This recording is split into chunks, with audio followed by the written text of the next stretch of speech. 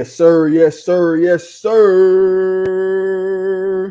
What it Welcome, do? welcome, welcome, welcome back to another episode of the Dynastyers podcast. I'm your host, Kung Fu Cape, your boy Darius Capers. You already know me. Follow me on Twitch at Kung Fu Cape TTV. Give me a follow on Instagram and Twitter at Darius Capers. Also, give us a follow on Twitter, on Instagram at the Dynastyers podcast. You will see it scrolling down below like usual. You guys know the deal by now. Got the guys with me today, man. I'm gonna pitch it Yes, around the sir. room. Alex, go on and introduce yourself to the people. They already know who you are, but just remind them because it's been a little while since y'all have graced the Dynastyers screen. What it is, family. What it is, Dynastyers, viewers, subscribers, supporters. What it is. And it's good to be back, man. It's your boy Alex Reed, man. I'm happy to be back with y'all talking sports with y'all again. My favorite thing to do out the week, man. Let's get into it. Last but not least, bro, go on and remind the people who you beat.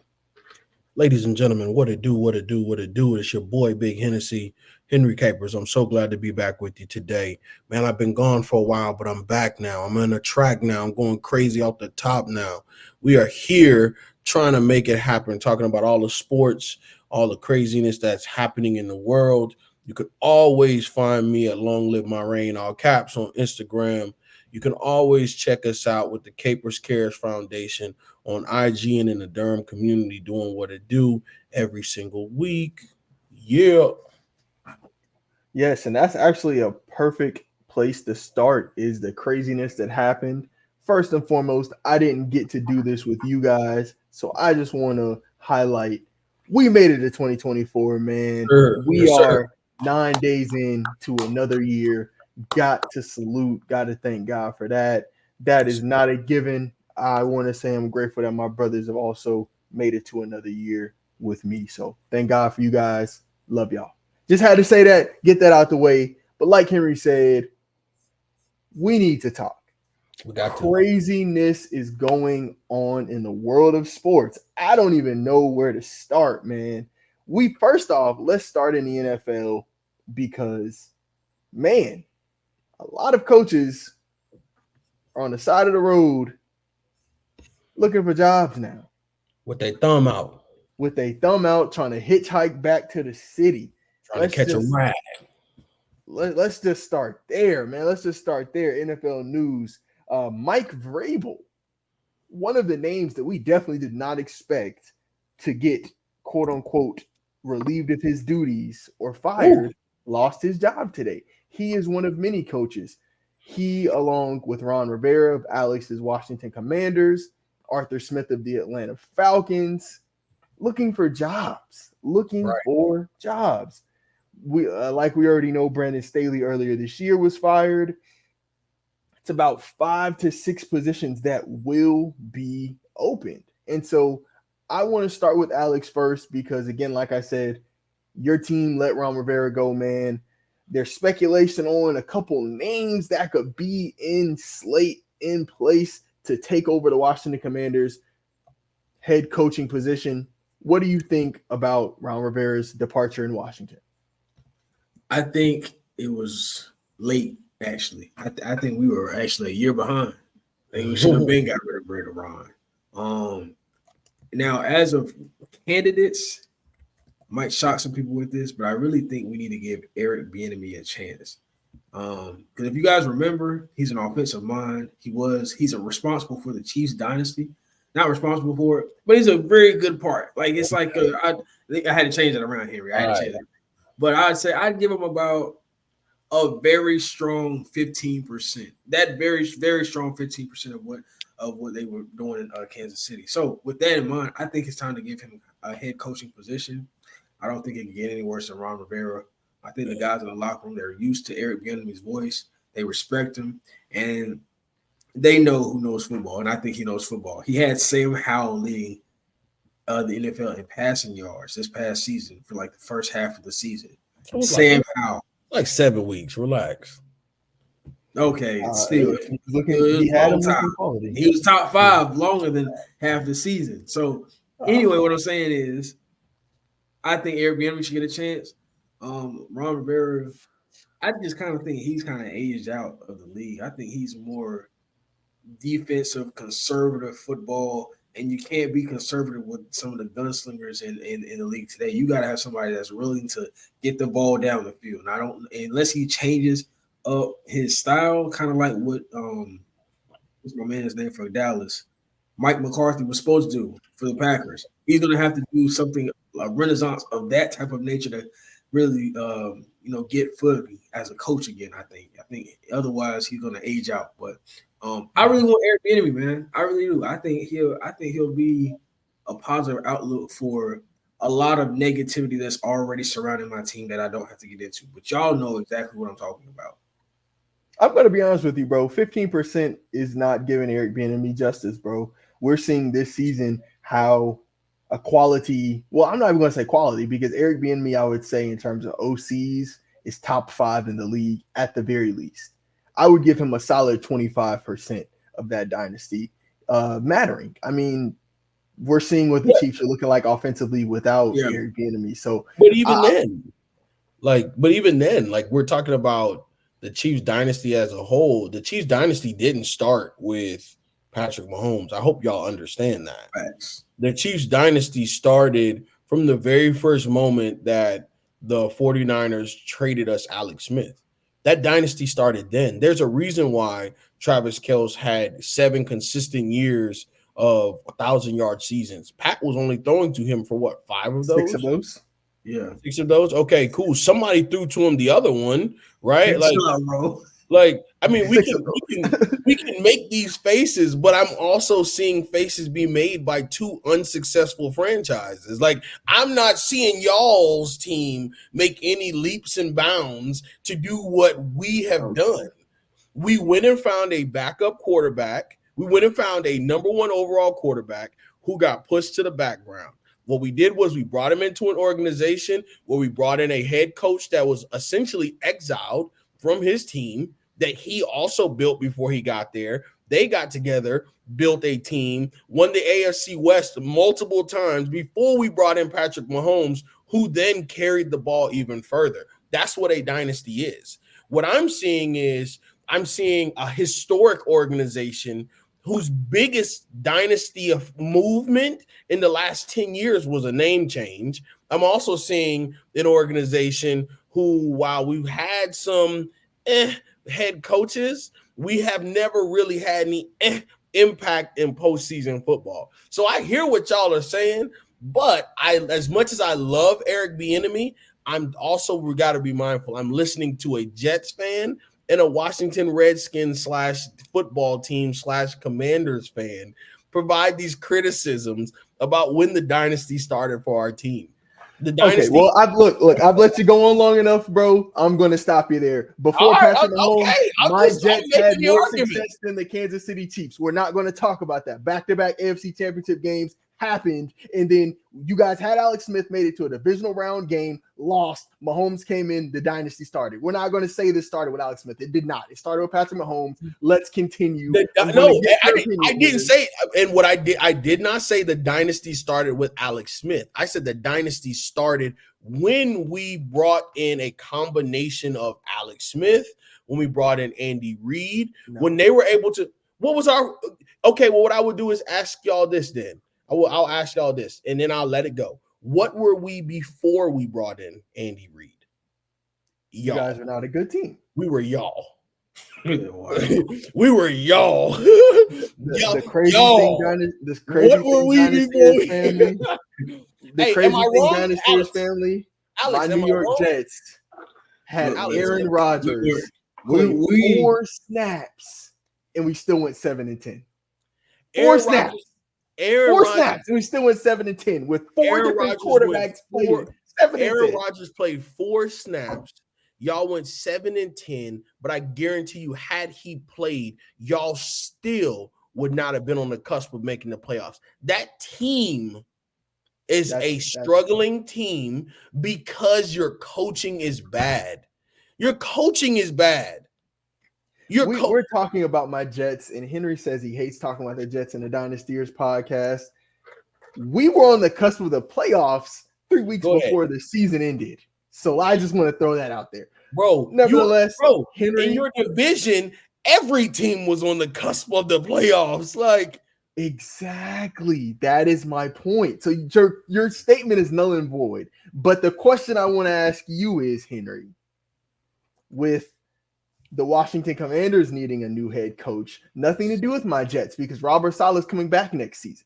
unfortunately, We have our the coaches. job that should be open. He need to go. I ain't gonna lie. Thank you. That's the With- job that needs to be open. Either that or he needs to grow a backbone this offseason and actually do something with that organization that's going to make some substantial impact in the Big Apple. Like, what type of impact are the Jets making to football? The Giants aren't making impacts to football. We lived during a time where both the Jets and the Giants were competitive in the 2010s. Right? They were competitive in the 2000s. The Giants won 2 Super Bowls in the 2000s. Like, we watched these New York teams suffer because of coaching. And I'm not trashing the Jets because there are some great players on that team. But I think Robert Saleh's name should be on that list of coaches that's got their thumb out hitchhiking on their way to a new town. I would also like to add that no matter how old Eli Manning got, he's still better than Daniel Jones. I would take Eli on that team right now. like you bring if Eli said he would come back and throw the football for another 17 games, the Giants would man, listen. They would lose their minds, bro. But ask your question, Rice. I'm here for the podcast. I'll be honest with you, bro. Here in a while.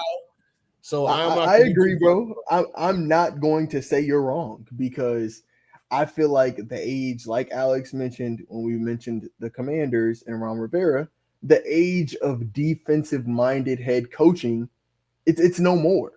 The successful teams are teams with offensive-minded coaching and great quarterback play. I feel like although we don't have the great quarterback play, I feel like we have a solid quarterback. So I feel like if we had an offensive head coach, then not Nathaniel Hackett, New York Jets, godly, not Nathaniel Hackett. But if we had an offensive mind, our team would be better. But my question for you is, bro, what are your thoughts on the openings of Atlanta, of the Commanders? We had Alex tackle the Commanders. I want to hear your thoughts on the Atlanta opening. Who do you think would be a good fit for that job? And what do you think about Arthur Smith really having a 7-10 season, just like my New York Jets? I think when you see one coach get fired at 7-10, I think if your team is also 7-10, that's when you fire your coach. Do you not consider this? Like, I'm just saying. I'm just saying. What did the Titans go? Titans were pretty bad. They were last in their division, 6-11. Okay, so hold on, Alex, because we're starting to figure this thing out here. Here we go. Here we go. So, all right. Chargers 5-12 fired their head coach. All right. Patriots 4-13 getting ready to fire their head coach. Titans 6-11 fired their head coach. Washington Commanders 4-13 fired their head coach. Cardinals, he's a first-year head coach, so we give him a little grace. Bears 7-10, they need to fire him. I don't know if they have yet. They said Eberflus is most likely coming back next season. So okay, it's speculation he'll be back. Vikings 7-10. If they fire oh man, we need to hop on him if they fire him. If they fire him, he's the hottest. He's the hottest hottest name on the market. Yeah. He's the hottest name on the market. But what I will say is this: you asked me about the Falcons. I could care less who gets the Falcons job. The Falcons team is a struggling organization because they don't use their weapons correctly. There's a lot of good pieces on that Falcons team, just like I think there are a lot of good pieces on the Jets and on the Commanders. I just don't think that offensively, for some reason, the Falcons were like, we're not going to use Bijan, but we're going to draft him with the 10th overall pick, 15th overall pick, something like that. We're not going to throw the ball to Kyle Pitts. Like, we're not going to. Yeah, he was a top 5. We're not going to make them we're not going to emphasize them in the game plan. We're not going to throw the ball to Drake London, who is our number 1 receiver. first round pick. first round pick, right? Like we're going to go out here and sign old washed defensive players and hope that gets us over the hump in an already sorry NFC South. Like in my mind, the Falcons could have easily made the playoffs had they had a head coach who emphasized offensive mindset. And so I could see a couple of OCs getting that job. I could see some folks I think I could see some college coaches coming up and getting a chance as well. But what I would tell you, my job to watch is the LA Chargers. And I know who are you gonna say? Because I have an idea. know who the LA Chargers head coach is going to be. And he lifted the national championship last night. He is coming to the NFL. There is no way in the world. And this is why I was so excited about getting on the podcast today, right? Because I am here on Harbaugh's behalf. And if you give me a second just to entertain my theory, here is my theory. Harbaugh knows that without a shadow of a doubt, he is done with the NCAA. The NCAA tried to screw him by sitting him out the first part of the season. And here's why Harbaugh is such a good coach, is because all the coaches around him are well-crafted, well-trained, and prepared to be head coaches themselves. We see that with this offensive coordinator coming in and not only winning ball games in his first 4 or 5 weeks being suspended, he dominated, right? And this is what they did. The NCAA is so smart. They're so calculated because what they did in reaction to the fact that not only did Harbaugh win games when he was suspended, he was winning games when he came back. They said, let's throw a monkey wrench in this whole plan because he's undefeated now. He's knocked off Ohio State. There's nothing we can do to him in the regular season. Let's match him up against Alabama. There's no way he'll beat Alabama. If we stop him right here, he'll never make it to the national championship game. He'll never get past Alabama. Nobody gets past Nick Saban. And what did he do?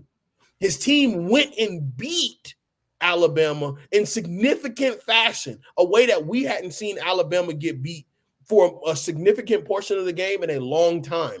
Now, I'm not going to ignore the late game resurgence that they had as a team. I'm not going to ignore the overtime because the overtime was really good football, and there was a chance that Alabama could have made a play to come back, right? But I'm going to then say this guy went and won the national championship. And now that he's negotiating his contract to try to have preventative measures based on what they tried to suspend him for, we know Michigan is having none of that. They're not going for that. They're not ruining that brand. Michigan just signed, a 13-year, $184 million deal with Jordan brand. They're not ruining that. I guarantee you Harbaugh is done with the NCAA. There is nowhere that Harbaugh rather wants to be than in the National Football League. And why wouldn't I want to go to a team who just fired their head coach, who has a franchise quarterback, who has really good offensive weapons, and I can go bring in new offensive weapons with the clout that I have from the NCAA, guys going to the league, and I can move some pieces around on this team and do a huge restructure.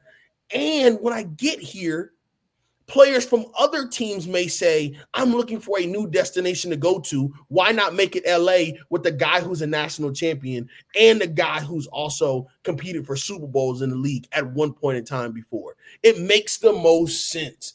That is my rant. That is my tangent. I rest my case. But if the LA Chargers are smart, they give that man a 10-year, $100 million contract, bring him in right now, and have him redo that Chargers organization. I would be okay to see the Chargers beat down my Kansas City Chiefs if he's the head coach.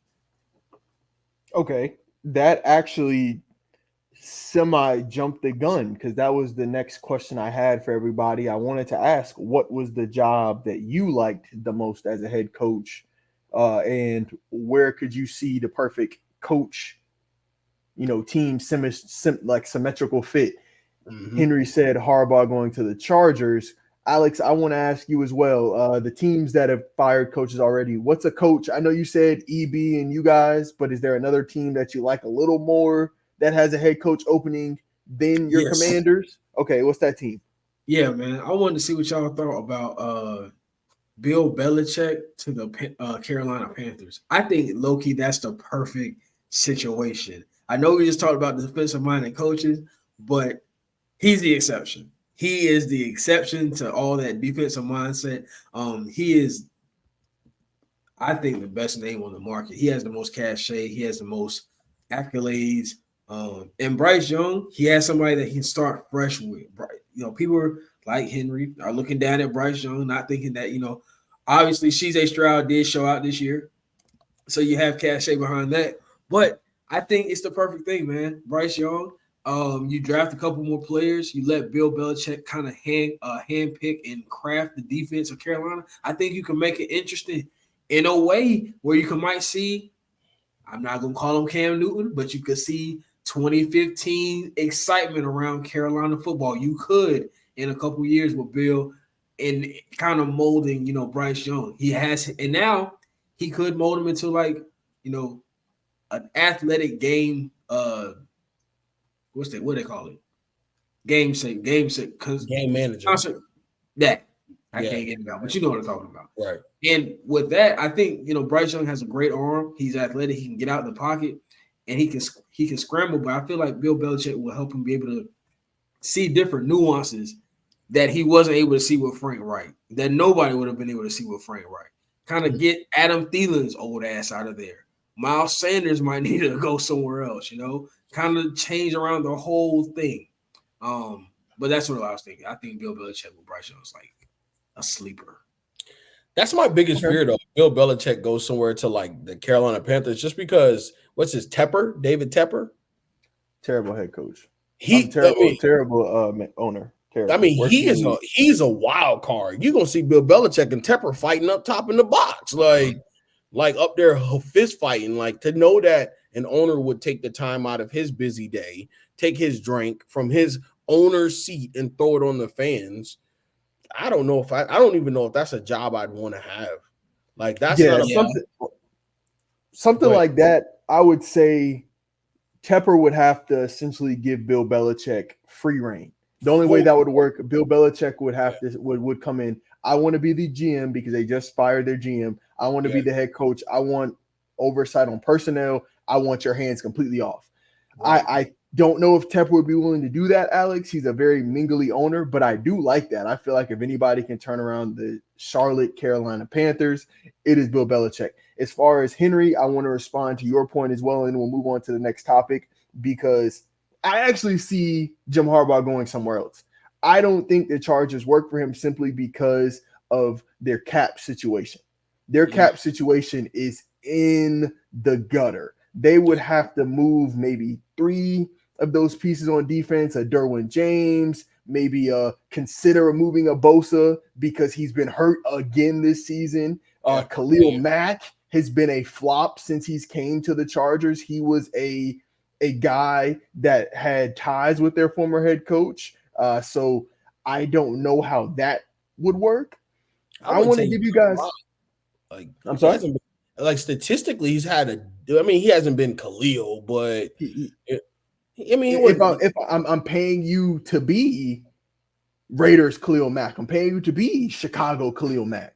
And so for him not to be that anymore, or not to have that impact, it's just unfortunate. I know his numbers are still solid, but it looks differently.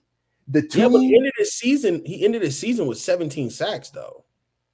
Okay, 17 sacks on a 6-win team, you said? There were 6 wins. Those 17 sacks back in Oakland and back in Chicago, can't really say it mattered much either there, but I mean, it's like he's always been a good stats guy. It's just the impact. I don't know, bro. I'm looking at his numbers. He had a career high in sacks for the season. Well,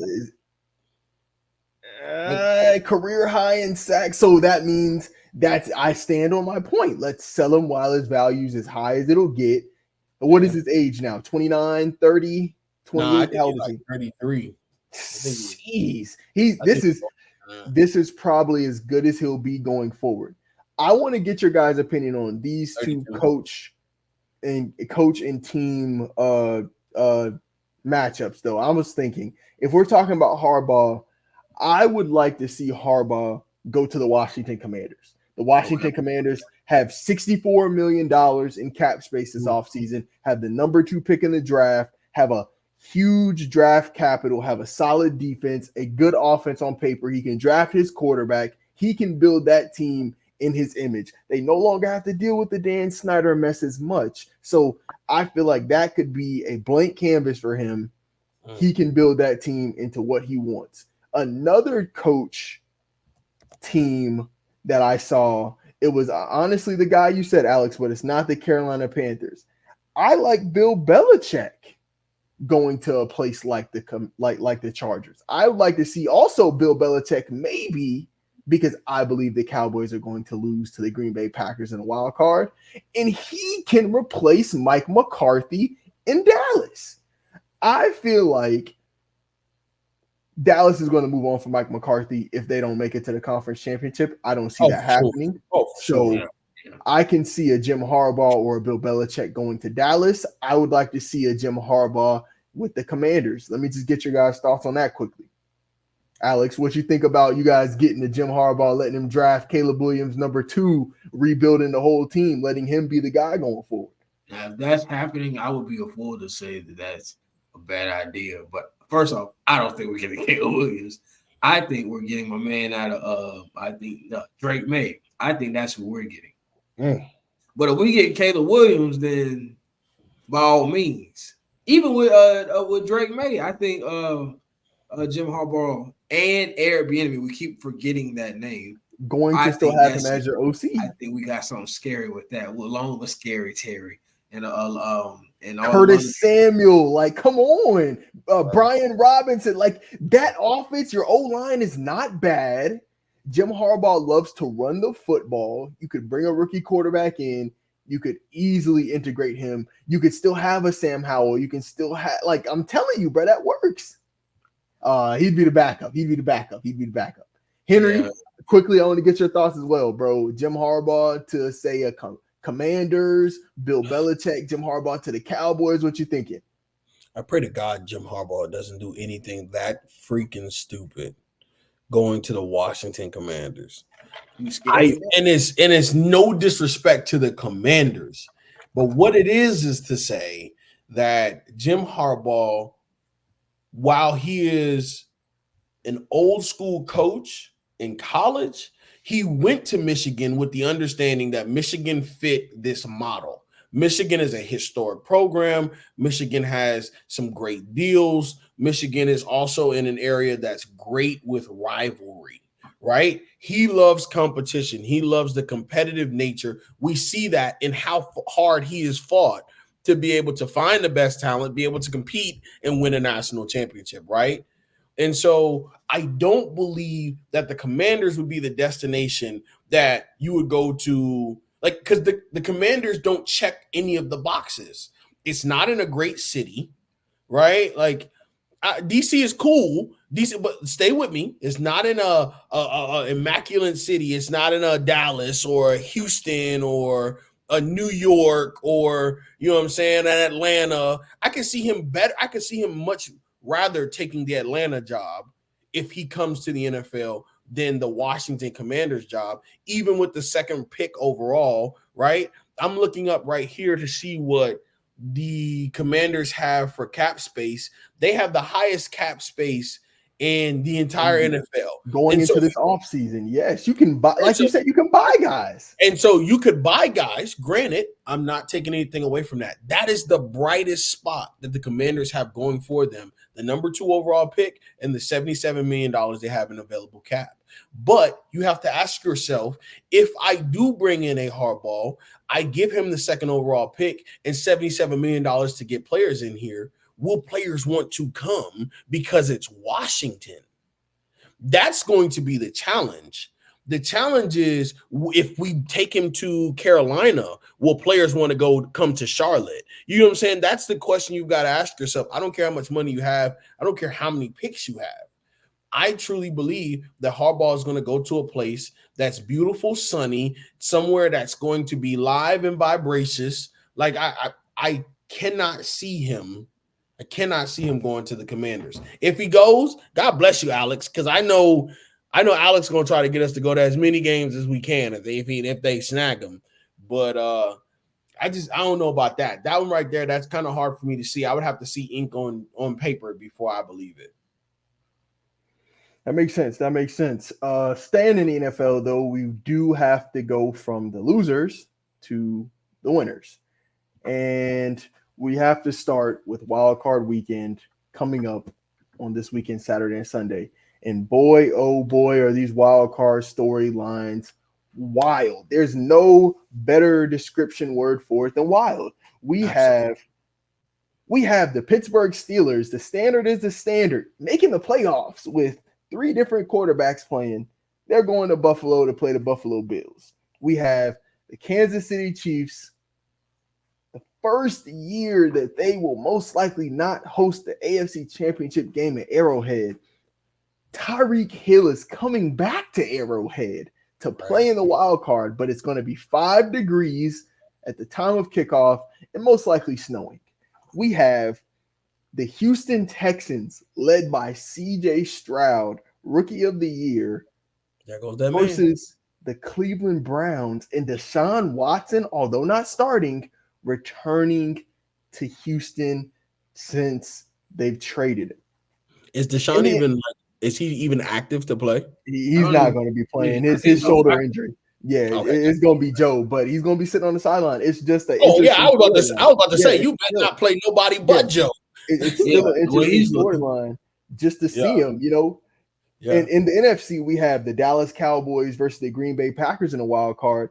In the playoffs, the Packers have beat the Cowboys 9 of the last 10 times they've played. They had Aaron Rodgers, bro.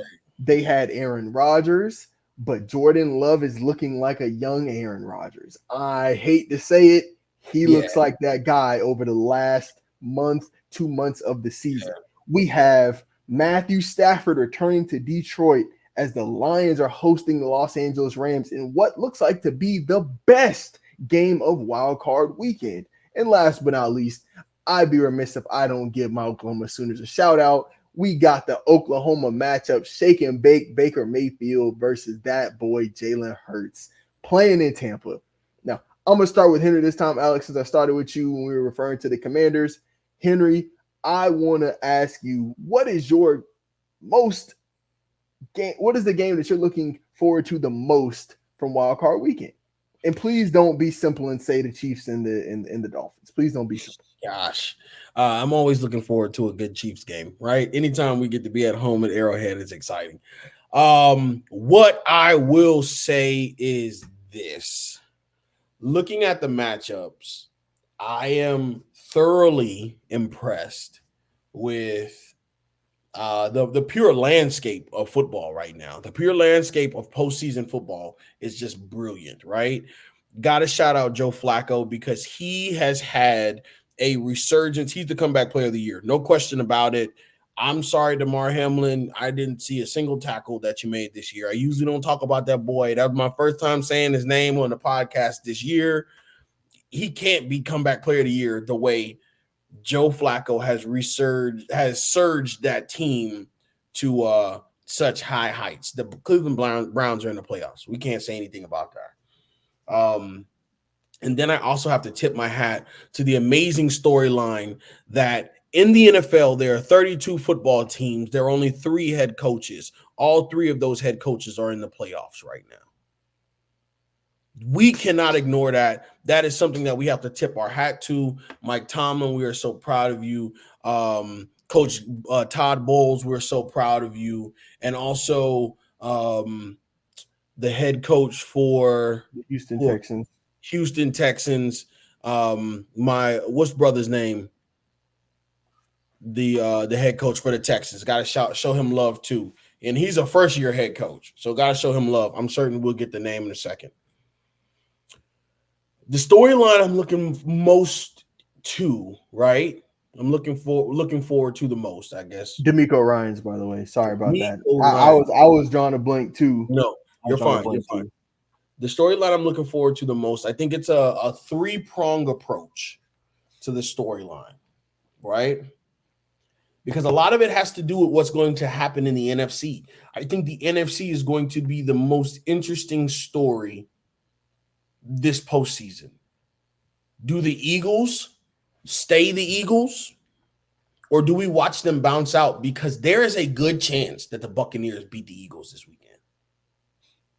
There's a really good chance that if Baker Mayfield does a good job managing the football and getting it to his big-time receiver, Mike Evans, if they do a really good job running the football, and if their defense steps up the way they do, there's a good chance that the Eagles could lose that ball game. We watched the Eagles go, 10-1, and then watch the last 6 games slip through their fingers, 6 or 7 games slip through their fingers. There's a good chance the Buccaneers win that game. I'm also very impressed. I asked Darius this question the other day about the quarterback for the Rams. Is he a Hall of Famer? I believe he's a Hall of Famer. We just watched him take a receiver, Puka Nacua, that nobody knew about, and make him the biggest rookie receiver of all time in football. He did a triple crown with Cooper Kupp 2 years ago. He took Megatron and made Megatron the most receiving yards in one season, 5-6 years ago. Like, it's these storylines are so great, man. So I'm excited to see what happens in the NFC overall, right? Because whoever runs into those top dogs in the NFC, man, it's gonna be a shocker. It's gonna be a shocker to see what happens. So, okay. Same question for you, Alex. What wild card game is catching your eye the most coming up this weekend?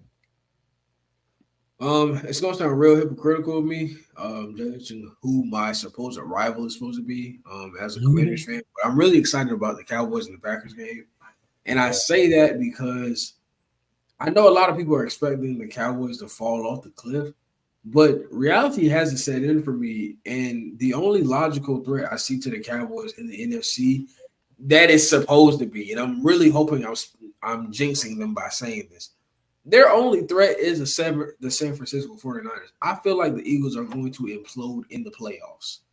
I think they ignored their weaknesses for far too long, and teams are starting to expose those weaknesses. Excuse me. So we can see, the Eagles get out of here in the second round in the worst way. And outside of the Cowboys, they're number one in the NFC East. This Packers game, in my opinion, even though the defense is good, even though Jordan Love looks like he's here for another decade, the Green Bay Packers keep looking into quarterbacks: Brett Favre, Aaron Rodgers, and now Jordan Love back to back to back. But I got faith in I got faith in my Cowboys. Trying to jinx these boys. I got faith in them boys. They should win Sunday. They really should. We're gonna clip that and we're gonna post that everywhere for all the Commander fans to see that you turning your back on the Commanders. Hey, the Commanders turned their back on me 5 years ago. I'm honestly surprised that none of you guys said anything about the AFC, so I'm going to tackle the AFC. I think the Houston Texans can really spoil some people's playoff brackets. I believe CJ Stroud is one of those guys at the quarterback position now. I'm going to be honest with you. I knew that he was going to be solid. I still stand on what I said at the beginning of the year. I believe if he was on the Carolina Panthers, then they would have looked the same like they looked this season. And I believe if Bryce Young had the Texans would be the same place they are right now. But that's neither here nor there. I personally see 5 to 6 quarterbacks in the league right now that I'd probably take over a CJ Stroud. Clear cut. It's a Mahomes, it's a Lamar Jackson, it's a Josh Allen. And then after that, it starts kind of getting a little sketchy. I mean, would I take a Joe Burrow? The last 2 seasons, Joe Burrow's been hurt. Would I take a Trevor Lawrence? Trevor Lawrence, we got to start talking about the potential of him being a bust as a first overall pick, considering how he played. What other quarterbacks am I missing? I mean, it's not many other guys that I would really take over him. Dak Prescott, maybe the way he's played this season, I would consider.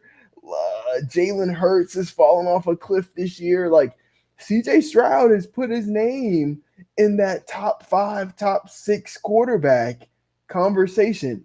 And so when I get to the playoffs, I look at matchups of the best quarterback because the best quarterback typically has that much of an impact on a playoff game. And so I feel like it's only 2 quarterbacks in the AFC that I'd probably take over CJ Stroud. And I definitely think he is the best quarterback in this Browns Texans matchup. Although the Browns defense is probably one of the best in the league, I think CJ Stroud can really ruin some people's brackets. If they beat the Browns, that's going to be an interesting matchup with them and the Ravens in the divisional round. And that's all I'm going to say. That Hey, I'm not even gonna lie to you. Matchup. I'm not even gonna lie to you.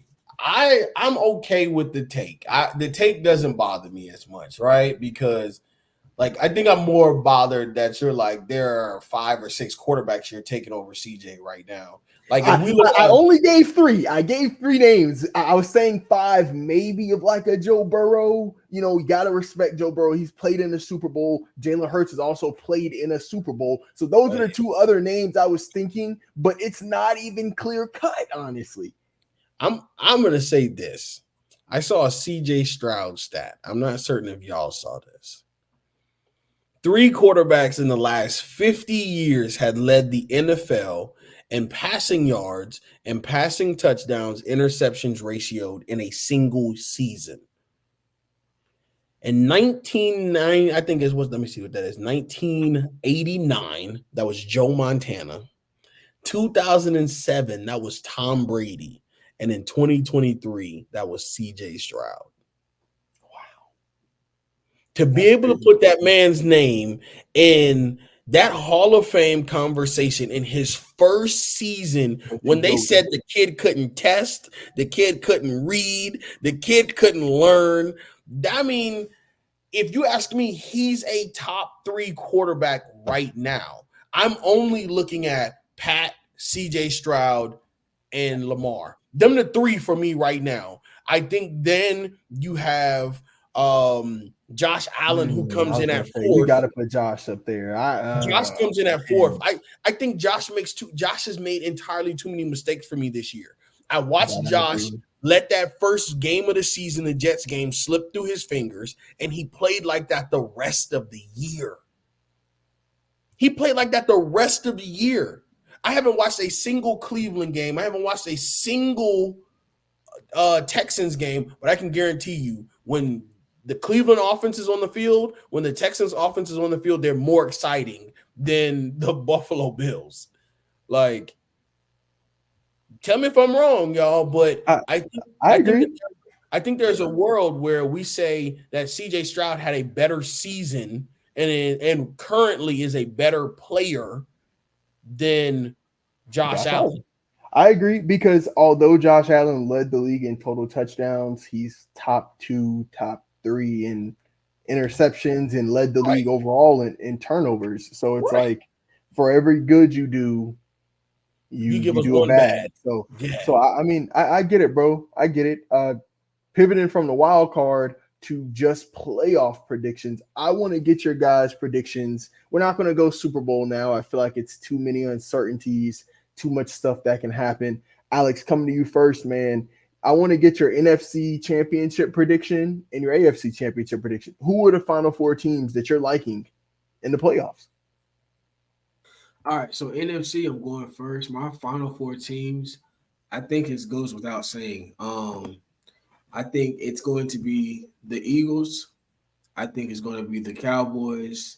And I think it's going to be the 49ers. Now, I'm going to say those 3 first. And I say those 3 first because I think it's going to end up being the 49ers and the Cowboys. But I do believe that the 49ers are going to once again knock off the Eagles if they meet up with them. If the Eagles meet up with anybody else, not named the 49ers, they could surprise us. But my gut of gut is telling me the final 4 will be for the NFC. Excuse me. For the NFC, I think, hold on, let me go back to just Jesus Christ. Okay. So I think it'll be the Cowboys, the Eagles, the Niners, and then I got the Lions as a shocker. But those are my four out of the NFC. Out of the AFC, I don't think the Chiefs are gonna make it. I think it's gonna be the Ravens. I think it'll be the Texans. I think the Dolphins and the Bills. Okay. Henry, coming to you, same question, man. What is your final four teams, NFC and AFC, for the conference championship games? Alex praying on our downfall. He talking about, I don't think the Chiefs are gonna make it. Y'all can't catch. We finna walk. Now we finna walk Miami. Yeah. Now Miami, we might not walk nobody else, but we gonna make it to. We finna walk Miami. I ain't even gonna cap about that. And I'm gonna don't underestimate the cheater, man. Hey, and low key this weekend, if y'all ain't doing nothing, we need to get together. There's a really cool sports social place. It's a nice little hangout spot where you can watch the games. If y'all want to come into town, call me, because I think we could do that. That would be dope to have like a live show in person. We could get together and, camera or whatever. You just let me know. But to answer your question, Darius, I currently see, and I feel in my gut, right? I trust my gut a lot. And when we go to Vegas for your bachelor party, Darius, you're going to see Henry trust his gut a lot. I see a world where the Buccaneers beat the Eagles this weekend. LA beats Detroit. Green Bay beats Dallas. Right? So I got Buccaneers, LA, Green Bay, San Francisco. For the AFC, I see a world where Joe Flacco does exactly what he did back in the past. No interceptions, manages the game well. Because if we think about it, the Cleveland Browns now are the Baltimore Ravens when he won his Super Bowl. Think about it. A very strong defense that wins a lot of games, a serviceable offense with a really good running game when you use them appropriately. If he comes into that game against the Texans and doesn't turn over the football, I could easily see him not turning over the football into an AFC divisional championship, potentially a run into the AFC championship game. But that's my quiet sleeper. The Cleveland Browns are my quiet sleeper. There's an entire city behind the Cleveland Browns. And this is the first time they've been in the playoffs in 20 years, bro? Or won their division or something, some immaculate number where it's been years since they've done it. I think there's going to be a lot of excitement around them. So I see the Cleveland Browns, I see the Baltimore Ravens, I see the Kansas City Chiefs, and I see the Buffalo Bills. Okay. I'm going to give mine really quick so we can get to the NFL draft segment and speak on college football. So the Baltimore Ravens do have the first round bye. I know I just said I take the best quarterback, but in the AFC, I would not be surprised if this Pittsburgh Buffalo game comes down to the wire. I agree. The Buffalo fans better pray to the good Lord above that Josh Allen doesn't have a costly fumble, a costly interception when he doesn't need one. So that is a game to watch for me. I'm going to go with Buffalo, but I do that not confidently. If you're a prize picks person, bank on Josh Allen having an interception. Chiefs, like Henry said, there is no way on God's green earth that Miami keeps this game close with all of the injuries they're facing right now defensively. Jalen Phillips out for the year. Sorry to see it, man. That Achilles injury happened mid-season. When they also lost their other edge rusher to torn ACL week 16, week 17 against Baltimore. They were getting blown out. It made no sense to leave him in the game. Bradley Chubb, get well soon, man. NC State grad, from North Carolina, one of the best college, one of the best high school football players that come from North Carolina in the last decade, lost them late in the season. Crazy play against Baltimore, man. It just shouldn't have happened. Their defense is beat up. They also lost Jerome Baker this past week to a knee injury. They lost the DB this past weekend to an injury, out for the rest of the year. They're just too many men down. It's still up in the air if Jalen Waddle's going to play. I don't know if they'll have enough in that snow and that cold to keep it close. Like I said, I believe in CJ Stroud. So I have the Bills, the Chiefs, Texans going forward to match up. And that's in the AFC. And the NFC, like Henry kind of has, man, I got crazy stuff going on. I got the Packers upsetting the Cowboys. The Cowboys are going to cowboy. The playoffs are here. Dak is going to turn back into good old game manager Dak.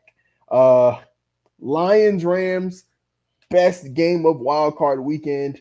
I'm going to go with the Lions because Matthew Stafford also has a tendency to turn the ball over when it really matters sometimes. And I'm going to go with the Eagles because the Eagles are going to do what they got to do and get back right in the playoffs. Moving to the NFL draft outlook, I just want to quickly go through this section for you guys because the NFL draft, the first 18 picks is pretty much locked in. I want to know what you guys are thinking, man. At the top of the draft, we have the top 5. Of course, we already know Chicago's going to be picking 1. We have the Commanders that will be picking at 2. At pick 3, we have the Patriots. Pick 4, we have the Cardinals. And then pick 5, I believe I'm drawing a blank on who pick 5 is, but I believe it's also another quarterback needy team. It's pick 5 is the Chargers, a non-quarterback needy team. So with the first 5 picks being 3 teams, really 4 teams that could consider quarterbacks, and then the Chargers. What do you guys think about the top 5 players coming into the NFL? What do you think that first 5 could look like? I'm going to start with you, Henry. What are you thinking it could look like? That's a good question. I think when you talk about the first 5 picks, right? Again, it's Chicago, Washington, the Patriots, the Cardinals, and then the Chargers. I see a world where when we look at the top 5, we're going to be having a conversation of, okay, when do the receivers go off the board, right? Because I know without a doubt, Caleb Williams is going first overall. He's probably not going to do anything at the combine. I could easily see Caleb Williams going to whoever has the number 1 overall pick, but I don't believe that number 1 overall pick will be with Chicago. I think Chicago knows how malleable that first overall pick can be and how valuable it is, right? Because to the right team, that's Caleb Williams, but also to the right team, that could be a number of different players. Marvin Harrison, that could be, any offensive tackle that's projected in the top 5, right? If you're an offensive lineman away. So my heart of heart believes that the first overall pick does not stay with Chicago. I truly do believe that the first overall pick gets moved. I could see the first overall pick landing somewhere like a New York Giants, who would be willing to say, hey, I'll trade you the 6th overall pick and maybe a Saquon Barkley, or, and it may be a deal that gets this team rolling, right? Well, not necessarily Saquon, because I think the Bears have found, who they're going to have in the backfield. I think the Bears have some pretty good running backs on that team, but I think if they always want to improve there, they can. But like I said, it's about where the receivers go. Where do the receivers go? So top 5 for me is really hit and miss. I would hate to see a Marvin Harrison end up in Arizona. Like, ugh.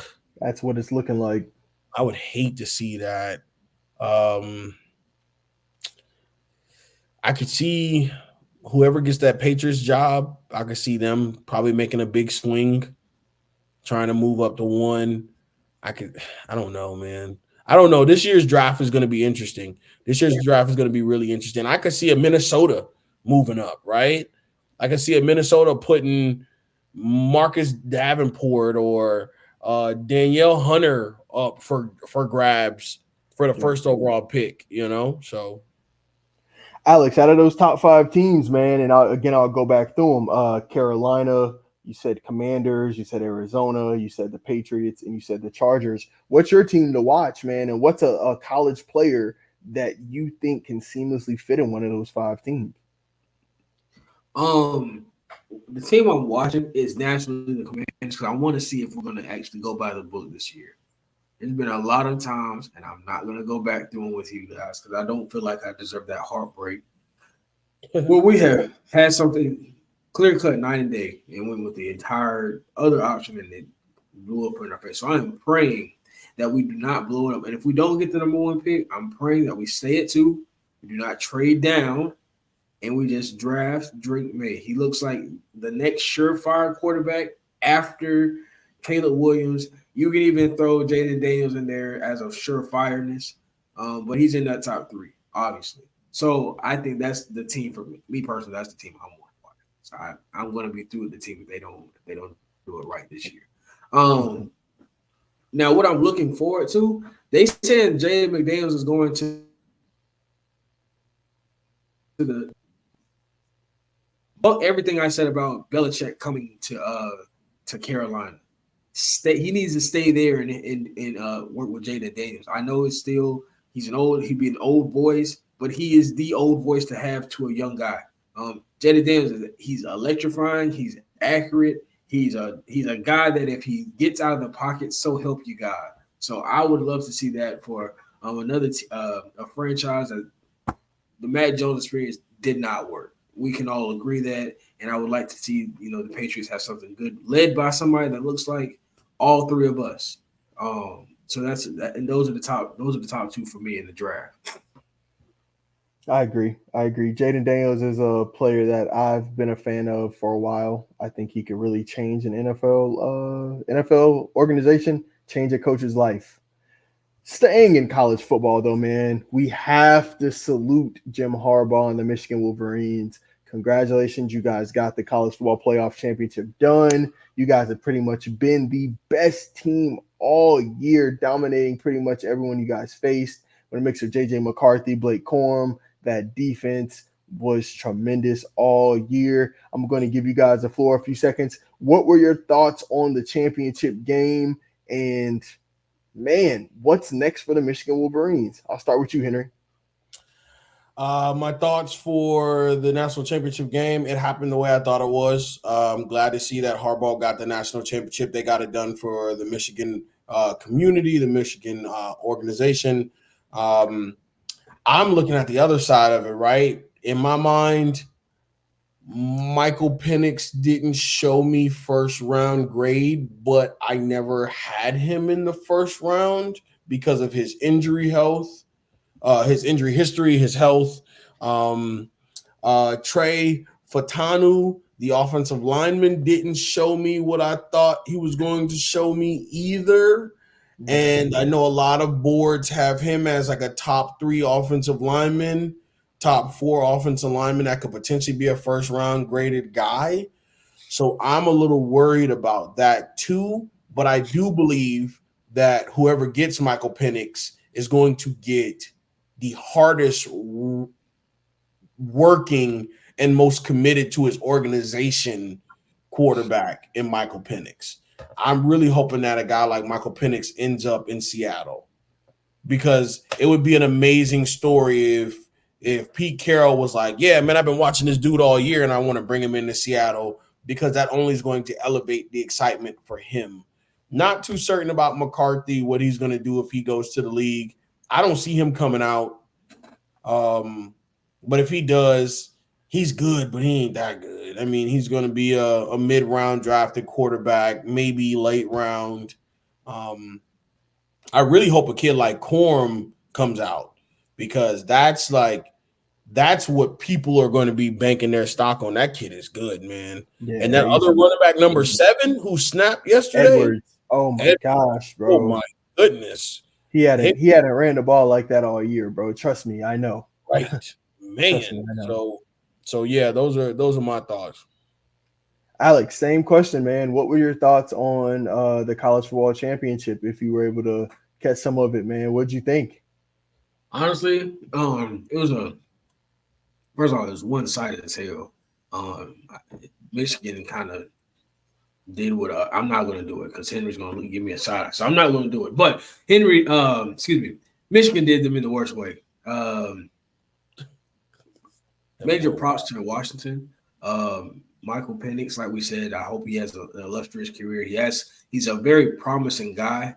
And I'm excited to see what he's going to do in the league. But just for the championship game, I think for people that were calling for Michigan to not be in the playoffs for the sign stealing incident, I think it's a big slap in the face.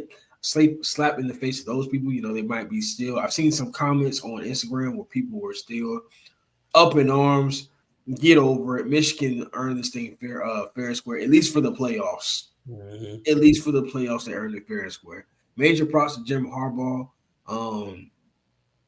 He deserves it. He really does. I'm excited. If anybody's going to be excited, if anybody's going to win, I like Bama. But if anybody else was going to win this college championship, I'm glad it was Harbaugh after all they had been through for the season. And good thing about Harbaugh, I have to give him his credit. His assistants look like they could be head coaches now. Absolutely. His coaching staff. That 4-game stretch they had when he was suspended, crazy. Oh my gosh. So yeah, they looked really good. Major props to them. There's a lot of talent on that Michigan coaching staff. And even to the players. So everybody deserves it, and I'm happy for them. Yeah, let me tell y'all something. We were just talking a little bit about McCarthy, the quarterback, and I was doing some research, and I found an article that talked a little bit about if McCarthy comes out, what are some of his NFL draft predictions, where they think he could land. They say that his talent, this is by the Detroit Free Press, that his talent is evident when commanding the offense, and some draft experts have him keyed to be a first-round draft pick selection. Now, others have him falling as a day 2 draft stock guy. Here are just some of the ideas of where people think he can go. Michael Middlehurst Schwartz from USA Times believes that he could end up as high as number 13th overall to the Las Vegas Raiders. Mel Kiper from ESPN thinks he's the number 7 quarterback coming out of college if he decides to come out, which would make him essentially a second-round pick. Josh Edwards from CBS Sports also believes he could be the number 13th overall pick to the Las Vegas Raiders. The Sporting News outlet believes that he could be the number 19th overall pick to the Atlanta Falcons. Walter Football believes he's the number 4 quarterback on the board, which would land him anywhere between round 1 or 2. And Sports Illustrated believes that he's the number that he could go number 42 in the draft overall to the Raiders. So just asking those questions, I want to provide some statistics to what he has done, and then I want to kind of get y'all's opinion about, do y'all think he should come out? Do y'all think he should stay? What would be best for him as he's a national champion? In 2021, he went 34 of 58 passing for 57.6% for 516 yards, 5 touchdowns to 2 interceptions. In 2022, he went 64% passing for 27-19, 22 touchdowns to 5 interceptions.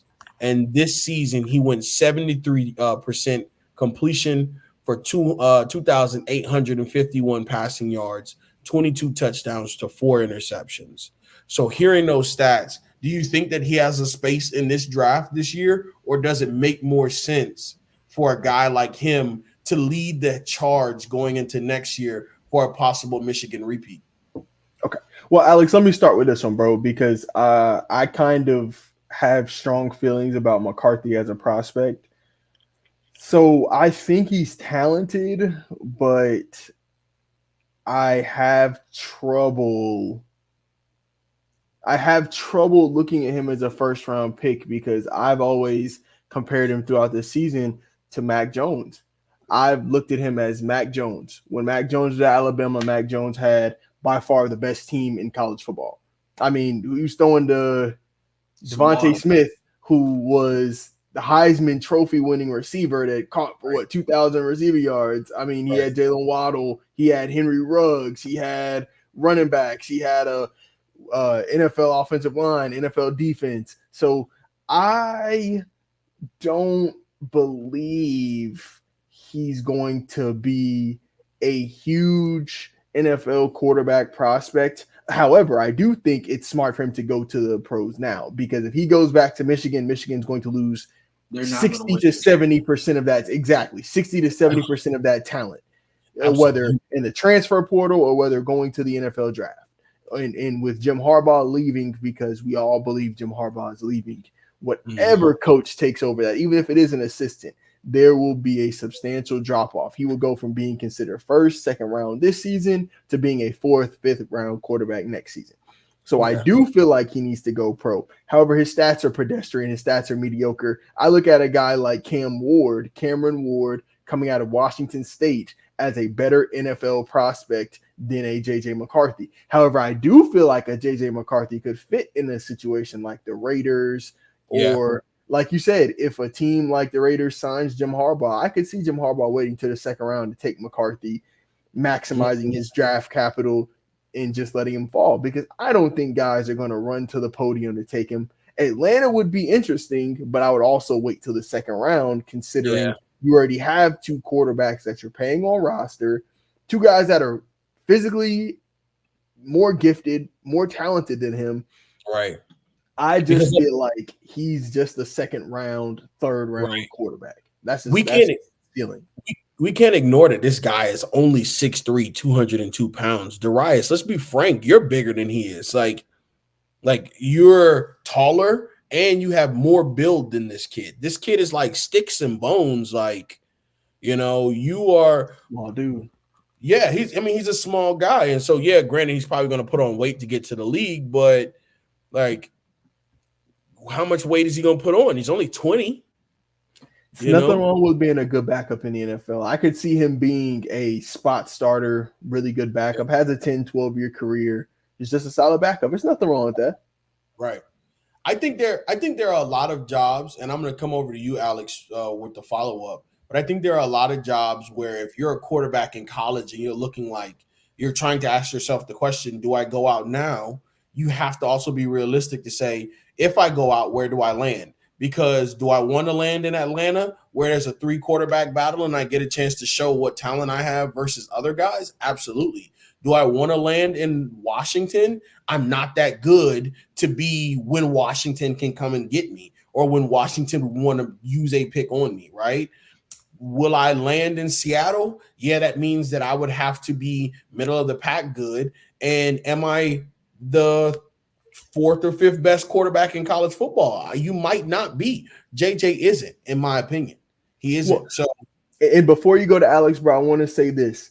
I do see a world where JJ McCarthy pushes into the first round. And I've said this on our YouTube channel. Please give us a follow at the Dynastyers podcast. You see it scrolling down below, YouTube and Instagram. It's one of the shorts I've done. I can see a world where NFL teams prioritize having 2 and 3 competent, playable quarterbacks on their roster. I know this is probably the first time we've seen this happen, but this season, I feel like at the end of the year, we're going to look back on the season as the year of the backup quarterback. There have been teams that are down to their 3rd and 4th quarterback. The Cleveland Browns had to call Joe Flacco from his crib. The New York Giants have played 4 quarterbacks this season. I feel like they're going to be there's going to be GMs, there's going to be head coaches that tell and that talk to team personnel, we need to have 2 quarterbacks that I'm okay with playing, because you never know what can happen. Well, you can have a guy as elite as Joe Burrow, but if he goes down, you're playing a Jake Browning and you're fighting for the playoffs, and now you're a team that's middle of the pack. You can be a team as good as the Philadelphia Eagles, but if Jalen Hurts breaks his finger and can't play in the playoffs, you're down to a Marcus Mariota that Atlanta did not want to play last season, and they gave big money to be their starting quarterback. Exactly. So and then let him go at the end of the year. And then let him go, cut him, and didn't want no other ties with him. Would have rather got a Taylor Heineke, who Alex does not want to even think about, and a Desmond Ridder, who we all thought was a bust as a 4th round, 5th round, 3rd round starting quarterback. So I can see a world. Yeah, he's solid, but I can see a world where teams start to prioritize. We need to have a quarterback. Okay, starter's good. We need a backup as well. Yeah. And so what I'll do is I'll swing it over to you, Alex. Give me your thoughts. Do you think JJ should come out? Do you think JJ should go back to Michigan? What would be the landscape essentially if he goes back to Michigan, right? I think we've kind of alluded to it, but do you think that Michigan could retool that offense and make another push for the playoffs, Alex? No, because unlike other head coaches, I would give a majority of Michigan's win of the college championship to Jim Harbaugh. If there was a way I could give him the MVP, I definitely would. So to answer the first question, no, just because of that alone. And we already know that if he's as smart as we believe him to be, which I know he is, he's not going to be there next year either. Now, that being said, that alone should be the reason that JJ McCarthy should come out for the draft. We all know that he's kind of a middle of the pack quarterback. I think we've all kind of agreed on that as this podcast went on, that he's not life-changing. He's not Bo Nix. He's not Drake May. He's not Caleb Williams. But he's certainly not bottom tier. He could be a surprise. He could be a diamond in the rough. Therefore, I would like to see him go to Atlanta if possible. I think they got enough weapons that even though he has significant competition at the quarterback position, at the very minimum, he's going to be a backup. And at that, I think that's a fair deal for his talent and for where he would be if he chose to stay next year. His value would be significantly less. I know for a fact, I'm just throwing a name out there, Arch Manning is going to take the football world by storm. Let's put it out there.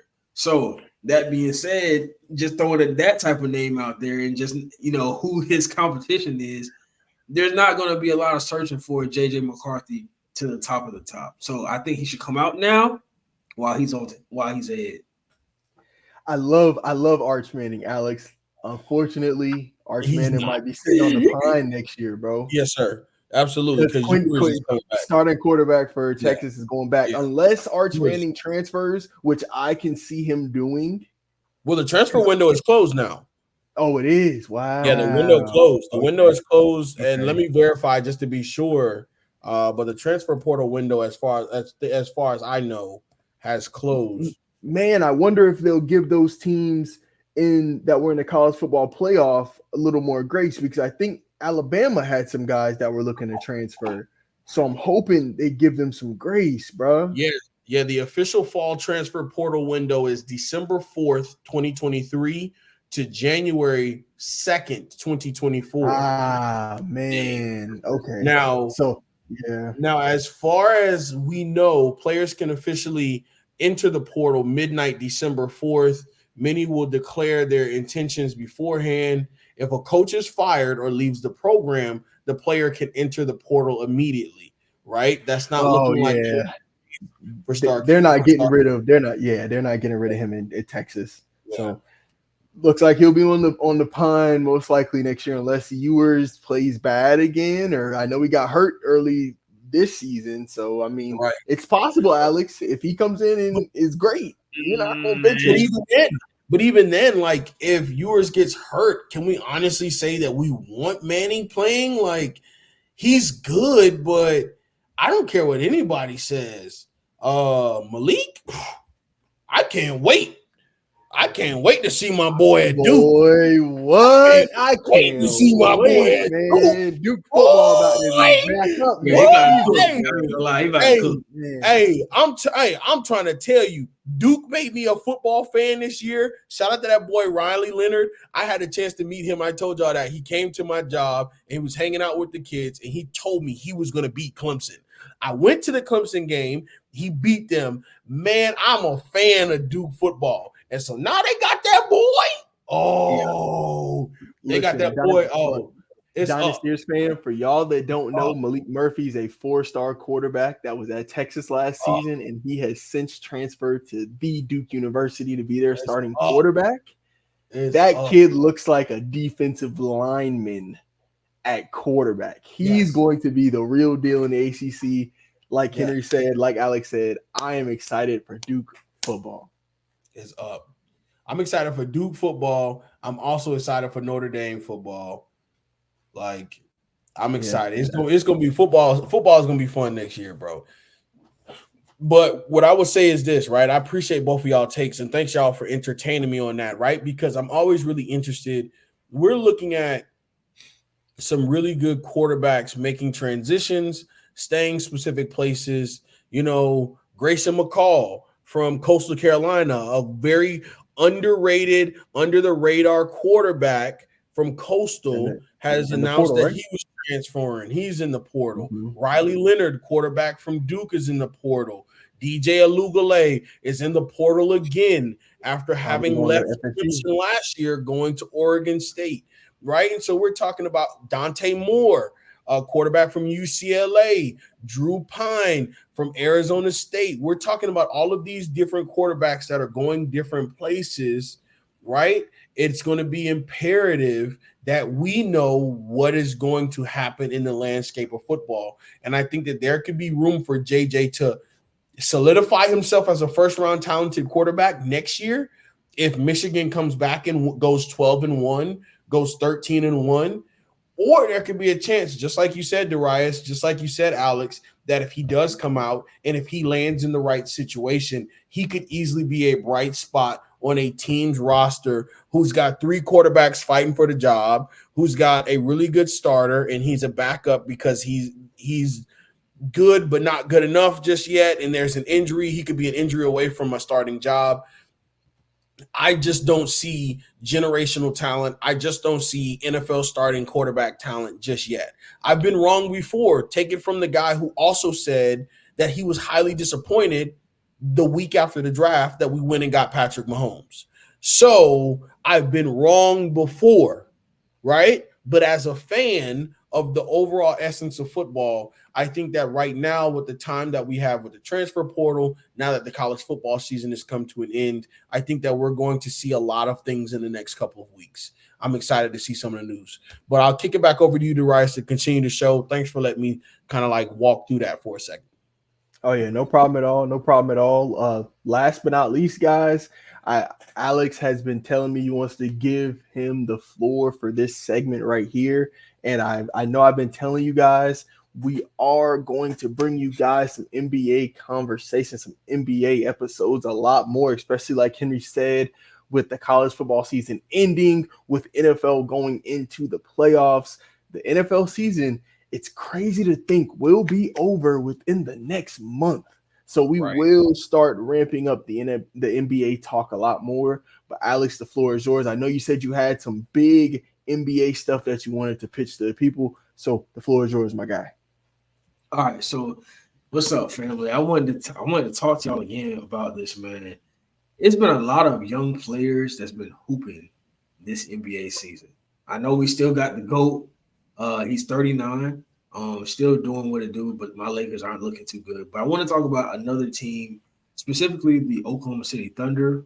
When I say that they're doing the exact same thing that they did 10 years ago, well, technically about 15 years ago, initially drafting Kevin Durant in 2007, drafting Russell Westbrook, drafted Serge Ibaka and James Harden in the same draft, and then finishing it off with a solid presence as in Steven Adams. Even though he came later, they had a Kendrick Perkins in the paint. Here's what I'm saying, right? Instead of doing a big, bulky center, they have replaced him with Chet Holmgren, who is essentially Serge Ibaka with a handle in a jump shot that's automatic from mid-range on out. Then from there, instead of Tavo Cephalosha, you got Jalen Williams. You got Isaiah Joe instead of old Derek Fisher. Follow me now. Instead of Russell Westbrook, you've added 3 more inches on him with a jump shot that's more reliable. That's also nobody's talking about it. He's averaging 2 steals per game.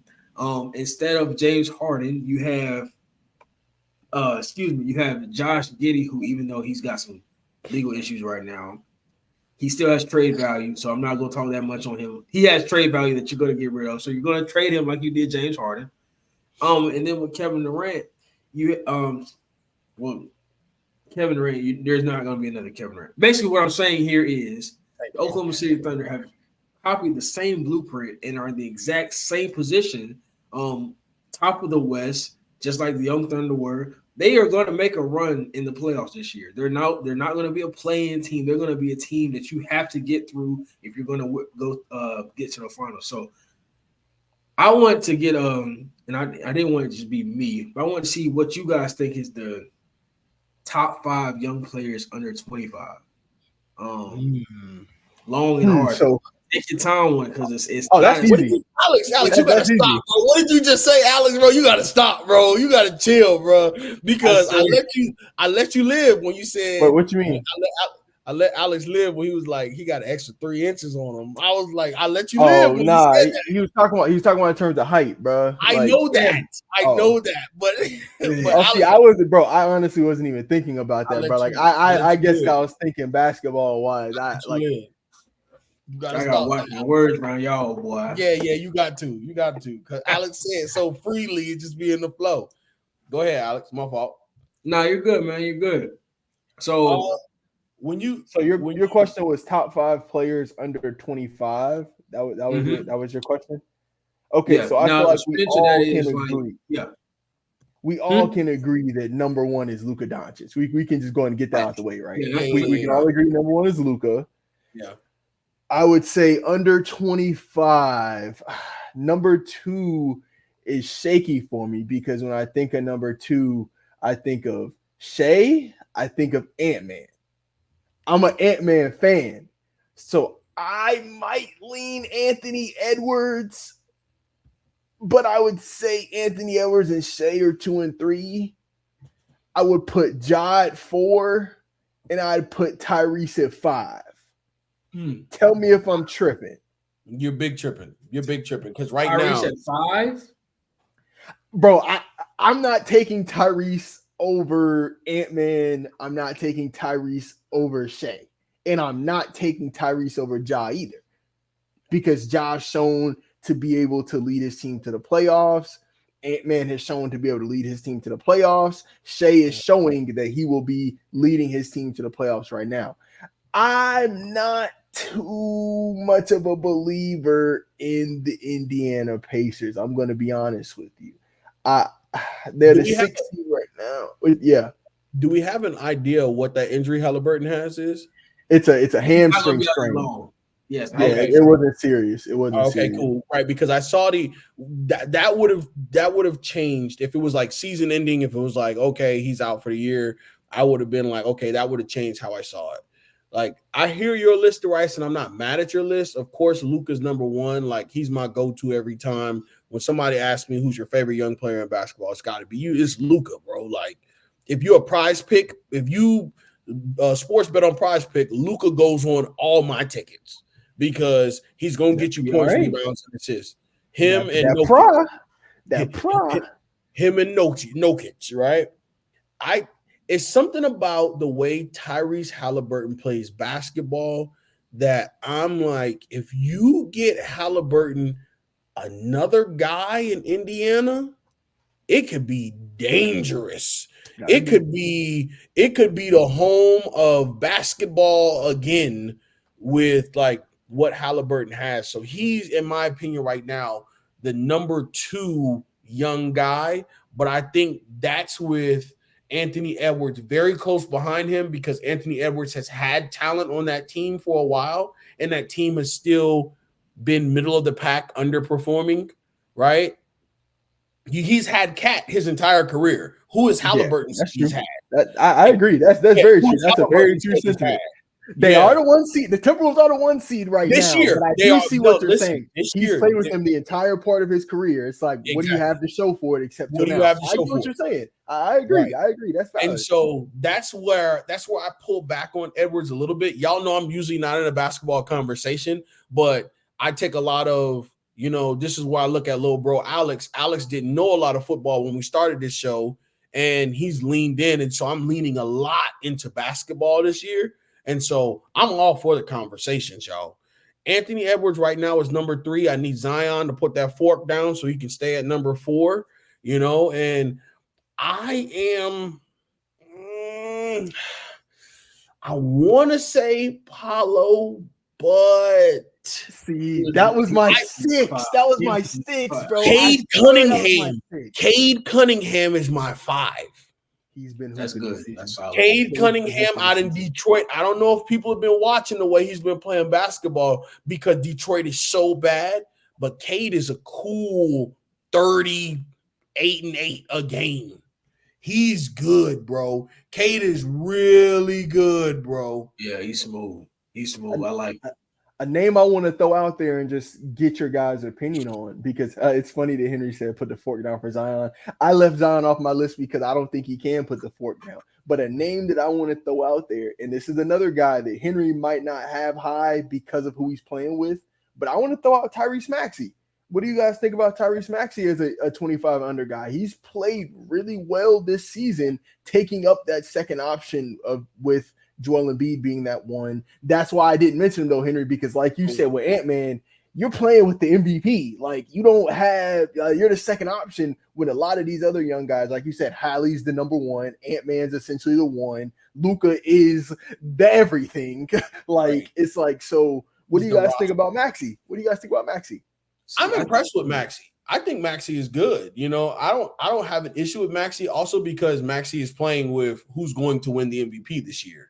Like Joel Embiid has had the best season I think he's had in his career. Yeah, this is his best season in his career. When you talk about center play, he's had the best season I've seen since like being a kid watching Shaq play basketball, in my opinion, from a center's perspective, right?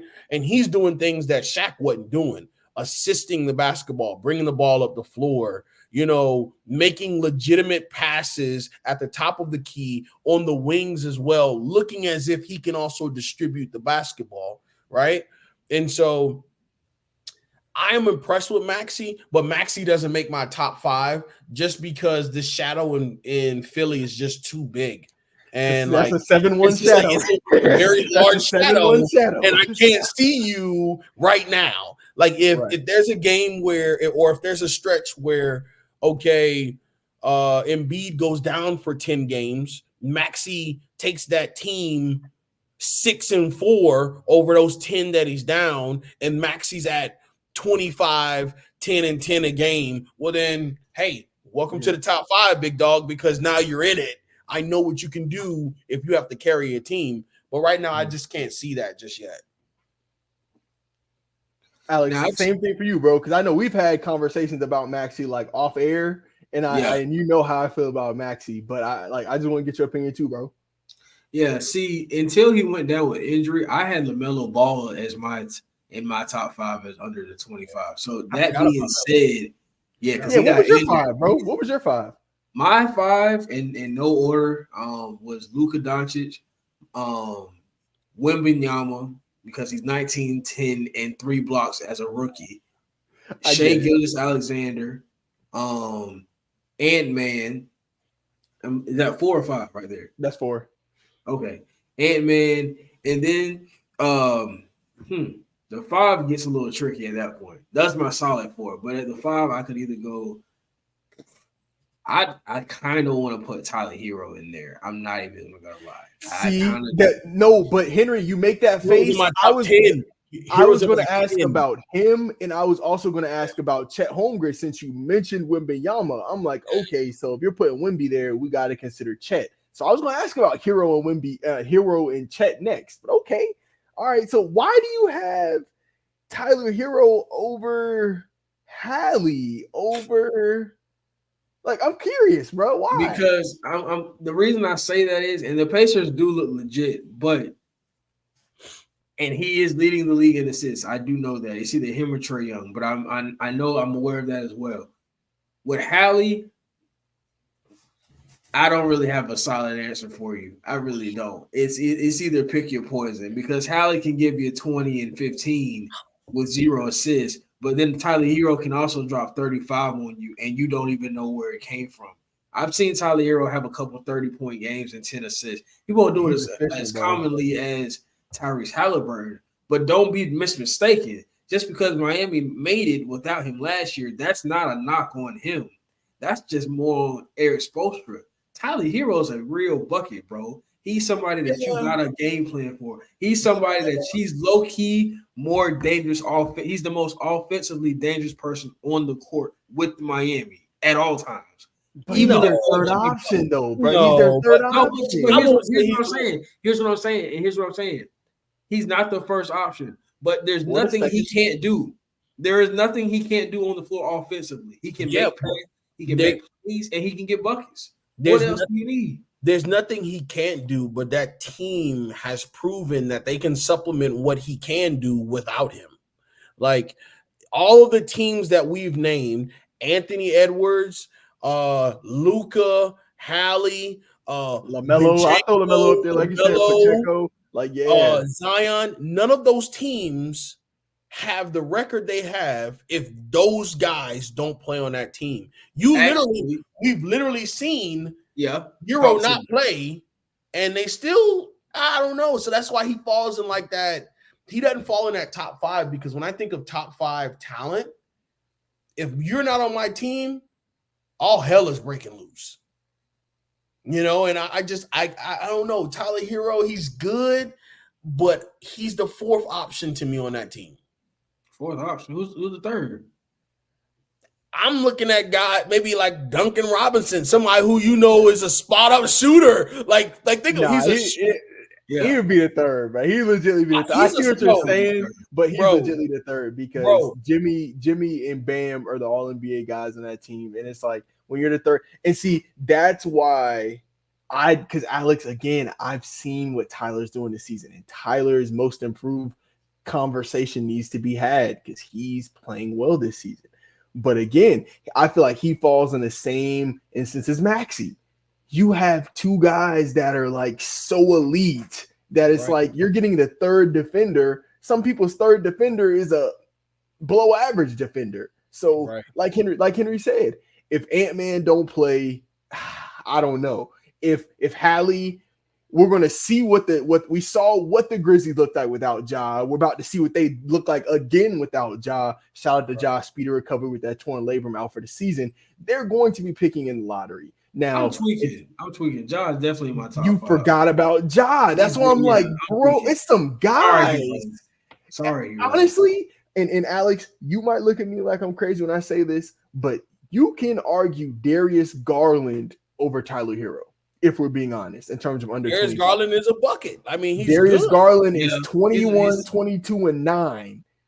Almost 40% from 3. Like, it's like, I like Tyler Hero a lot because he's showing he's still ascending as a player. I don't want to knock Tyler Hero because that's a good name that I thought about, but I was like, but bro, it's some guys. It's some young killers out there, bro. I mean, I don't think Tyler Hero even comes up in a conversation for me, especially if we don't shout out SGA. Like, I mean, I know we've already mentioned his name a couple of times, but it's like the thing that Tyler Hero does, all of those other guys do. All of those other guys do. But the things that they do, like defend, Ant-Man's a 2-way, like you said, Alex, and you put me on SGA's defensive ability a lot more. I always knew he was a good scorer, playmaker. You're the one that put me on him being almost 2 steals and a block a game. You're the one that put me on the Hallie being almost 2 steals a game.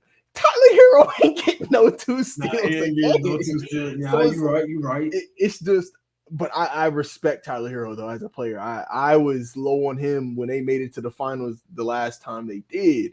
And like Henry said, I was like, man, Duncan Robinson, Gabe Vincent, Caleb Martin are all doing the same stuff that Tyler Hero. So, yeah, like you said, bro. Now that I'm thinking about it, he might not make my top 10 because you said Wemby, I say Chet. We gotta think about. Are we gonna put what's the big for the Cavs name? John a blank. We got Mobley's a 2-way, 17 and 8, almost 2 blocks a game. His ceiling is higher than a guy like Tyler Hero. So Zion, it's man, I don't know. Tyler Hero, in my opinion, is the best expendable player in basketball. Like he's the best trade asset in basketball right now. Like if teams look at if every team across the league looks at their roster and it's like, who's the first guy, who's the best guy we can trade? There would be a player from every organization, and you would look at those players and you would say Tyler Hero is the best in that group. He's not untouchable. Yeah. He's exactly. not Okay. I see what you're saying. So I see what you're saying. He's not so untouchable. in terms of like, give me the guy on your team that you'd be most willing to trade, who's the best guy on your team. And it's like Tyler Hero might be that because young, good contract, like Alex said, a 25 point per game score. Like you're comparing him to guys like Kuminga, you're comparing him to guys like Jaylen Brown. I think he's better than those guys. So that's a legit. That's a valid point. He might be the best trade piece in the league. That's right. That is true. If you're an organization and you're like, oh, I've got to have Tyler Hero, that means you're a player away from a championship. And so when I speak of young talent, I'm talking about, and I appreciate you saying Wemby because I don't give, and Darius will tell you, I don't give Wemby the credit he deserves. At all. Wemby, I think players who come in, like if you're a basketball player, and I guess because I'm football rooted, right? But I think you being 6 or 7 anything and you're 180, 190, you're a loser. There is no reason you're that freaking small. Like that makes no sense to me, right? I grew up in an era. He's legitimately like 220, bro. I grew up in an era in basketball. D Wade at his prime was 215. Like, what are we talking about? Carmelo. D Wade 6'3.5", 6'4". Come on, bro. Carmelo ain't missed no meal, bro. Carmelo 280. I don't trust Kevin Durant is the only player who I trust can go on a diet and be 189 pounds and still be a threat, right? Chet is too big to be that skinny. Wemby is too big to be that skinny, right? But even when we talk about these players, they're so valuable that of all of the young guys that we named, I'm not trading SGA. I'm not trading Ja. I'm not trading Ant. I'm not trading Luka. I'm not trading LaMelo. I'm not trading Hallie. I'm not trading Paulo. Hallie did just get traded though. He did get traded, but this is before this is before he became. Yeah, this isn't this. Let's be real. This Hallie ain't getting traded again. Right. He's not. Yeah. And remind me where he came from the first time because the Kings. Yeah, he was in Sacramento. Okay, and so if we want to talk about how good he's playing now, it's easy to forget he played for the Kings, right? Because the Kings weren't who they were with him. They're better now that they don't have him.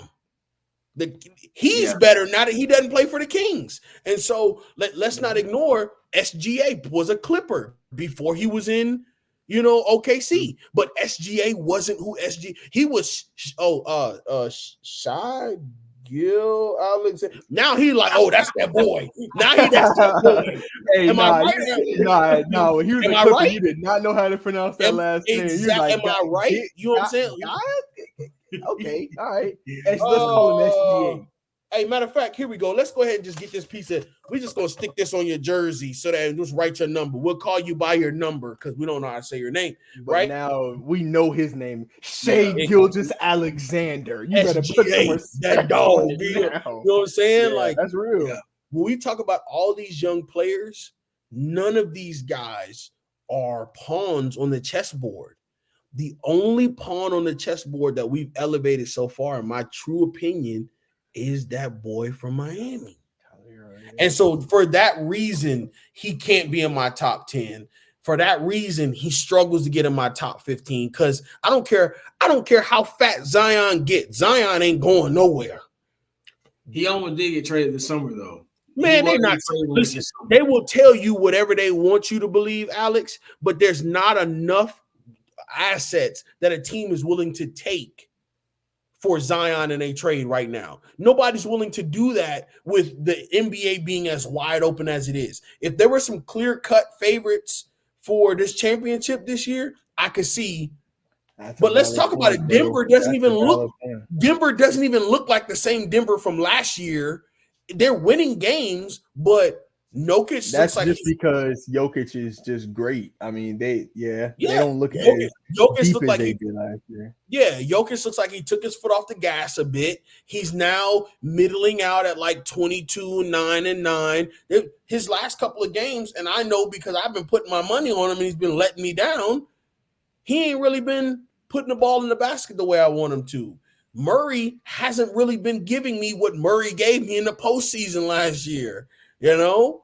So with the NBA being as wide open as it is, with the Clippers not knowing what they're doing, with the Lakers not knowing what they're doing, I'm not trading Zion. Now, if it was 2-3 teams that I'm like, oh, they gonna win, oh yeah, let's move on. But I'm not doing that. You bring up a valid point, bro. And Alex, I want to ask you a comparison between these two young guys, and I'm gonna let you get the last words, and then we'll get the words of wisdom. But Henry, you bring up a valid point, bro, because from the 1 seed to the honestly, the 7 seed are only separated by 4 games in the West. So if you get Zion on a diet, a month, 2 months of locked in the gym and cardio, and BI and him stay healthy, and you got CJ and all those C's, they could easily push for a top 4 seed in the West. You never know. Get his thick ass a fat burner, you might be on to something. You just said at least 6 ifs, though, bro. Bro, okay, Yeah, that's okay, and that's 6. That's a lot of ifs, but you can say them same ifs about anybody in the East. Them 6 ifs is the same. You using the same ifs, right? Because what you said is weight, health, and durability. Them ifs matter across the league. That's exactly what you said. That is true. Look at how quickly Indiana went from like, whoa, it happened that fast when Halliburton got hurt. Like, like that quick. You know what I'm saying? The game of basketball is so much more fluid than football is. Yeah. You know what I'm saying? Like, there's more depth. There are only 13 guys on that roster, 15 guys. And Alex, like I said, I just want to ask you comparison between these two young guys. Then I'll let you get the final words for the NBA talk, man. Franz Wagner, Tyler Hero. What are your thoughts about that comparison? Oh man, see, you're definitely gonna have to bump Tyler Hero down. There's no disrespect, but Franz Wagner is 6 inches taller than that man. There's no disrespect. That man does the same stuff he does at 6'8", 6'9", 6'10". And looking above everybody. So no disrespect to you, Tyler, but and that's another thing. Like even Tyler's not in my top 5. He's an honorable mention, but then you got I could put Franz Wagner in there. I could put Ben Carroll in there. I could put I could put a lot of players in there. I ain't even gonna lie to you. I wanted to say Jalen Suggs. Nah. He's definitely better than Jalen Suggs. Suggs is a good role player. He's a good role player. You gotta player. give him some respect. Yeah, I think Suggs is good. He could be good in his role. He's good in his role. Yeah, he's good in his role. Hey, look, we're gonna see what that boy RJ do in the 6 too. Shout out to him. He been hooping since he been to the Raptors. But hey, no, real quick, and I'm gonna give it back because I talked a lot during the NBA section. They probably like this football guy act like he know what he talking about, right? Hey, but Alex brought up the Thunders. Mind you, I'm an OKC Thunder guy, so I'm a fan. So when you shouting out my boys, I was appreciative. But man, while you were bringing them up, I literally sat here and typed in the Toronto Raptors roster. I don't know if folks know how good this Raptors roster really is. Scotty Barnes, RJ Barrett, Grady Dick. You just got Emmanuel Quickly, but that young core. Dennis Stroller. Yeah, Gary Trent. Pascal Siakam. Mm-hmm. They're about to that roster, bro. That roster. I think they're gonna move him too. If they move him, right? If they move him, they are going to move him and bring in some good compensation for it. But if they don't, I would honestly keep that roster together, bro. I would honestly keep that roster together because if I'm not mistaken, RJ just snapped the other night, didn't he? Yeah, 37 the other night. Bro, RJ against the Warriors, against the quality team. snapped his wrist the other night. He snapped his wrist the other night. I don't know. I don't know, bro. I don't know, bro. Look, I called it when the trade happened. I know this man, OG Anunoby's been hooping since he's been with the Knicks, but low key, I think in the long term, the Knicks got fleeced. Yeah, they definitely did. They gave up 30 points guaranteed penciled in from 2 players. And OG Anunoby is not a 30-point per game guy. And he was the marquee of the trade. They traded another guy, Malachi Flynn. He won't touch the court a lot. Yeah. He'll be there for moral support and hand claps. Bro, that boy went 62.5% from the 3-pointer. And that was not his game in New York. That was not him at all. So, but you can argue he has more space now. Yeah, true. Hey, you don't got to deal with Julius Randle and Mitch. His 32 shots a game. But y'all got to remember, they sent that boy RJ back home to the crib. Yeah, they sent him to the crib. Darius, bro. That's like, bro. Essentially, New York is close. I guess you can say close to Canada, but that's essentially like going from if we went from California back to Charlotte to hoop. Like that's essentially you coming home, man, and seeing your family, your mom making your home cooked meals, being at the game. That's how it matters to people, bro. The closest he ever can listen, and so this is how you should have known he was gonna ball. RJ Barrett, looking at his stats right now, outside of the 37 he dropped against Golden State the other night, he scored his highest of the season was 27 points. Guess against what team? Toronto. Oh yeah, Toronto. And he was at Toronto. That makes sense. He wanted to get there. He said, "Please, y'all gonna trade me home, please." He wanted that. Man, I hate to cut off the NBA talk, but this is definitely gonna be something we implement in every episode going forward. I loved this, Alex. This is gonna be your segment, my guy, and we're gonna start doing just straight basketball episodes because again, college football ending. With the NFL ending in the next month, we have to transition y'all with us into the NBA season. But now we're transitioning you guys into our favorite part of the episode, words of wisdom. Man, it's been a great start to 2024. And I actually want to start off this one. This was something I tweeted, man. I said this actually in the Cape's Corner episode, and I want to just bring it with my brothers here, and I want to highlight it again.